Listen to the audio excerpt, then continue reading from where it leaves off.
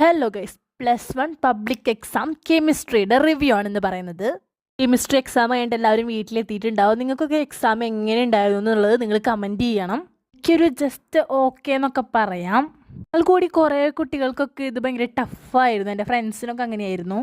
ഫ്രണ്ട്സിന് കുഴപ്പമില്ലാത്ത രീതി തന്നെയായിരുന്നു. എന്ന് വെച്ച് കഴിഞ്ഞാൽ ന്യൂമറിക്കൽസൊക്കെ ഭയങ്കര കുറവായിട്ട് എനിക്ക് തോന്നിയത്.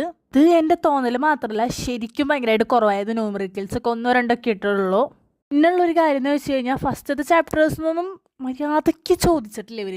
കുറേയൊക്കെ ഒരു ബാക്കിൽ നിന്നാണ് കൂടുതലും ചോദിച്ചിട്ടുള്ളത്. പിന്നെ ഓർഗാനിക് കെമിസ്ട്രിയാണ് കൂടുതലും ഇതിലുള്ളത്. അതുകൊണ്ടൊക്കെ തന്നെ എക്സാം ഭയങ്കര സിമ്പിളായിരുന്നു എന്ന് നമുക്ക് പറയാൻ പറ്റത്തില്ല. എക്സാം ഒരു ഓക്കെ ആയിരുന്നു.